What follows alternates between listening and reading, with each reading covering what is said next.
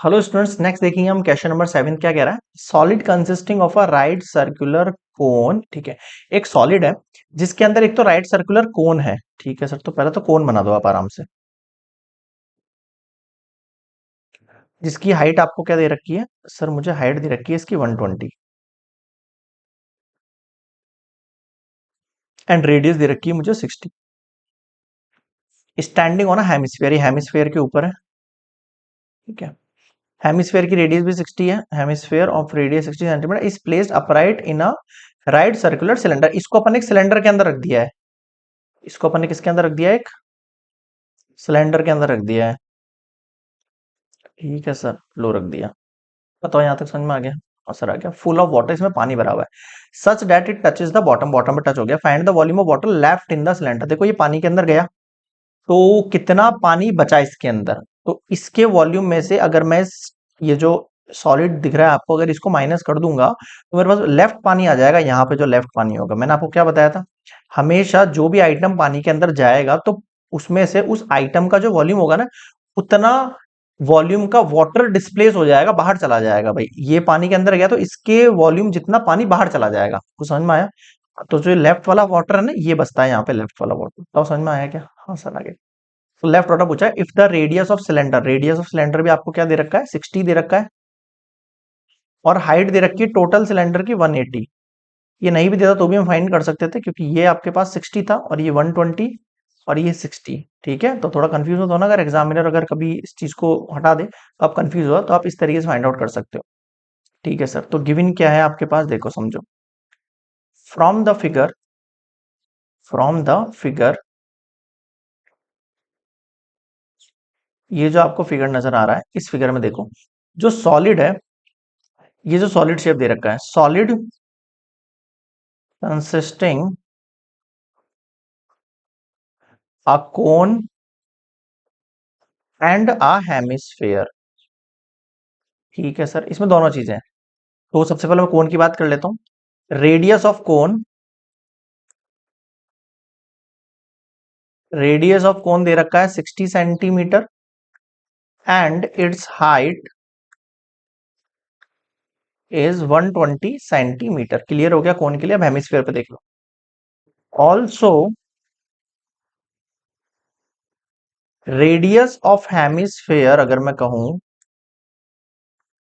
तो कितना है सर? ये भी आपके पास 60 सेंटीमीटर है। ठीक है, अब आ जाता हूं सिलेंडर पे। फॉर सिलेंडर,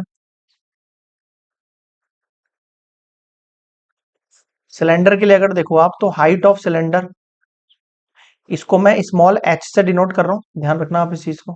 ठीक है, और जो रेडियस ऑफ कोन और ये सेम है ना, इन दोनों को मैं स्मॉल आर से डिनोट कर रहा हूँ, क्योंकि दोनों सेम है मेरे पास। डिफरेंट होती तो सोचता। Height of cylinder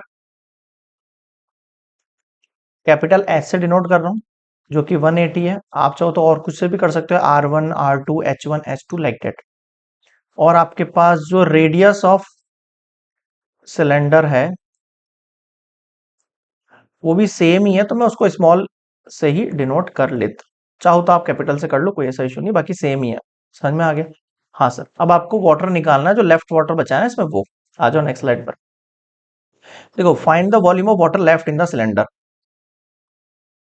volume of water left in the cylinder. भाई सिलेंडर में पानी कितना बचा? सर सिलेंडर में पानी बचा, एक तो वॉल्यूम ऑफ सिलेंडर, इसमें से मुझे माइनस करना है किसको? वॉल्यूम ऑफ सॉलिड को। अब आप कहोगे सर वॉल्यूम ऑफ सॉलिड क्या है, वो भी अपन नोट कर लेते हैं। वॉल्यूम ऑफ सिलेंडर में से माइनस करना वॉल्यूम ऑफ सॉलिड को। सॉलिड क्या है ये? Volume of cone plus volume of hemisphere, volume of hemisphere. देखो मेरी बात समझो, ये कोन और ये हेमिस्फेयर दोनों को, एरिया को मैं अगर वॉल्यूम को प्लस करूंगा तो वॉल्यूम ऑफ सॉलिड निकल जाएगा। अब वॉल्यूम ऑफ सिलेंडर पे आते हैं सबसे पहले। सर वॉल्यूम ऑफ सिलेंडर क्या होता है? Sir pi are square H. Pi ठीक है, आर स्क्वायर ठीक है, और एच कैपिटल। ठीक है, वॉल्यूम ऑफ कोन पर आओ। वॉल्यूम ऑफ कोन क्या होता है sir? 1/3 pi are square h. ठीक है सर, आर ठीक है और ये आएगा एच। वॉल्यूम ऑफ हेमिस्फीयर पर क्या होगा? 2/3 पाई आर क्यूब। बताओ यहां तक किसी को कोई दिक्कत है तो मुझे बता दो आप। क्लियर है सारी बातें? बिल्कुल आसान टॉपिक है, केवल आपको फॉर्मूलाज याद रखना है और कैलकुलेशन वाला पार्ट मल्टीप्लाई डिवाइड ये तो आपको आने चाहिए यार, देखो ठीक है, इनके बिना काम नहीं बनेगा। तो volume of cylinder pi are square h हो गया। हाइट ऑफ सिलेंडर मैंने कैपिटल एच मान ली थी, बिल्कुल सर, हाइट ऑफ सिलेंडर मैंने कैपिटल एच मान ली थी। आगे देखो, वॉल्यूम ऑफ कोन है, volume of cone 1/3 pi are square h होता है, मैंने स्मॉल एच माना था, देखो कोन की हाइट को, कोन की हाइट, एक मिनट, ये हाइट इज 120, ये कैसे लिख दिया मैंने, फॉर व्हाट, चाहिए 120 दे रखा है आपको, ठीक है ठीक है ठीक है।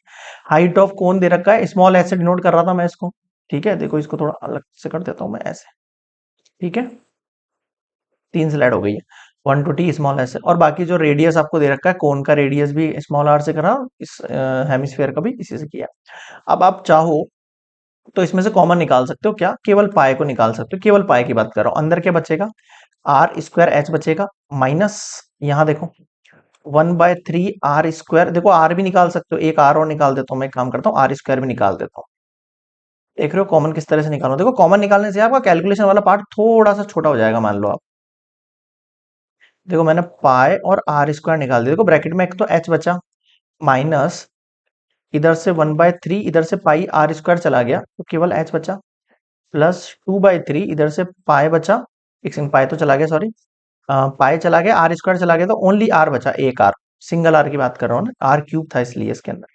अब आपको वैल्यूज पुट करनी है यहाँ पे, तो पाई ठीक है, आर स्क्वायर ठीक है, अब इनकी वैल्यू पुट करनी है, तो नेक्स्ट स्लाइड में पुट कर देता है, यहाँ पे वैसे भी कुछ आएगा नहीं, पाई आर स्क्वायर, एक minute, bracket h minus 1/3 h plus 2/3 r, यही था, चेक कर लो, एच माइनस 1/3 एच, 1/3 एच और 2/3 आर, ठीक है सर। अब आप इनकी वैल्यूज रखो, पाई की वैल्यू 3.14 भी रख सकते हैं, 22/7 भी रख सकते हैं, रेडियस कितनी पहले वो देख लो, सर रेडियस मेरे पास दे रखी है 60, रेडियस कितनी दे रखी है मेरे पास, 60 का स्क्वायर दे रखा है, ठीक है। हाइट किसकी है ये, सर हाइट है ये सिलेंडर की, सिलेंडर की हाइट कितनी थी मेरे पास, 180 थी, माइनस 1/3, इसकी हाइट कितनी थी सर, 120 थी, प्लस 2/3 आर, फिर से कितना है आपके पास, 60। मुझे बताओ यहां तक किसी को दिक्कत है तो बोलो, बिल्कुल आसान लग रहा होगा, क्लियर है यहां तक, ठीक है sir. 3.14 multiply 6 6 36 00 bracket 180 minus 3 4 12 means 40 plus 3 2 6 20 2 2 440, got it. 3.14 multiply 3600 bracket 180 minus 40 40 80, 3.14 multiply 3600, 180 में से 80 किया तो कितना बचेगा आपके पास, ओनली 100, तो 2 जीरो ऐड कर दी मैंने सिंपली, पॉइंट उठाया 100, 2 जीरो से 2 जीरो कैंसिल आउट हुआ, 314 मल्टीप्लाई 3600 सेंटीमीटर क्यूब आंसर आ रहा है, ठीक है सर, इनको मल्टीप्लाई कर लो आप सिंपली, कितना आएगा देखो, 314 मल्टीप्लाई 3600, कितना आ गया, 1130400, 1130400 सेंटीमीटर क्यूब। बताओ यहां तक समझ में आ गया क्या?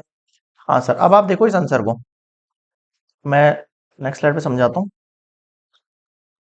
जो आपके पास therefore volume of water left in the cylinder,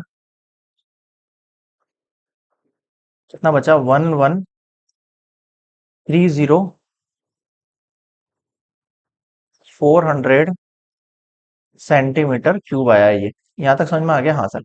अब अगर आपने देखो ये आंसर सही है, बिल्कुल क्यूब के अंदर निकाला है आपने, कोई दिक्कत वाली चीज नहीं है, कोई इश्यू वाली चीज नहीं है, लेकिन एनसीईआरटी में देखोगे तो आंसर आपको शायद मीटर क्यूब में दे रखा है, तो मीटर क्यूब अगर आंसर है तो आप उसको चेंज कर सकते हैं, कोई ऐसा इशू नहीं है। आपको क्या करना है, आपको पता है 1 सेंटीमीटर के अंदर 1/100 से मीटर क्यूब में बदलने के लिए क्या करना पड़ता है, आपको 1/100 से मल्टीप्लाई करना पड़ता है, मीटर क्यूब में बदलने के लिए 1/100 से मल्टीप्लाई करना पड़ता है।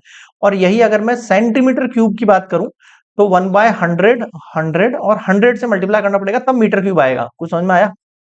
कुछ समझ में आया भाई? एक मीटर क्यूब को, एक सेंटीमीटर को मीटर में बदलना है तो मल्टीप्लाई 1/100 कर दो, लेकिन अगर 1 सेंटीमीटर क्यूब है तो सेंटीमीटर क्यूब को मीटर क्यूब में बदलने के लिए 1/100, 100, 100 मतलब 6 जीरो से मल्टीप्लाई करना है। तो देखो 1130400 डिवाइड बाय 000, सब मीटर क्यूब बदलेगा। आप देखो ये 2 जीरो चला गया, 4 जीरो है हटे, 1034, ये पॉइंट लग गया, 1.131 मीटर क्यूब, ये अप्रॉक्स वैल्यू आ गई आपकी एक तरीके से। भाई पॉइंट यहाँ लगा था 1.1304 था ये मेरे पास, तो मैंने इसको अप्रोक्सीमेट ले लिया 1.131 ले लिया। क्यों ले लिया भाई? देखो ऑब्वियस ही बात है, अगर आप इसको सॉल्व करोगे तो जो आपने पाई की वैल्यू 3.14 रखी, आप अगर 22/7 रखते वहां पर वैल्यू, तो थोड़ा सा वेरी करता।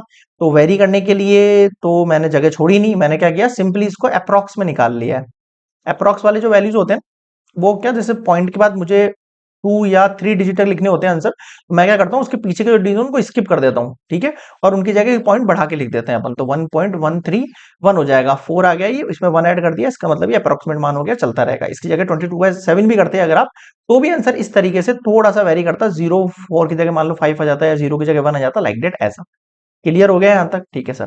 तो ये कंप्लीट होता है आपका क्वेश्चन नंबर 7। देखो कोई दिक्कत नहीं है, आप चाहे फिर पाई की वैल्यू आप कुछ भी रखो, आंसर्स में बिल्कुल माइनर से चेंज आएंगे, बिल्कुल माइनर से, तो ऐसा कोई इश्यू वाला चीज नहीं है। आंसर आपके दोनों तरीके सही है, कोई गलत नहीं करेगा उनको। क्लियर हो गया? तो क्वेश्चन नंबर 7 कंप्लीट होता है। नेक्स्ट हम देखेंगे क्वेश्चन नंबर 8।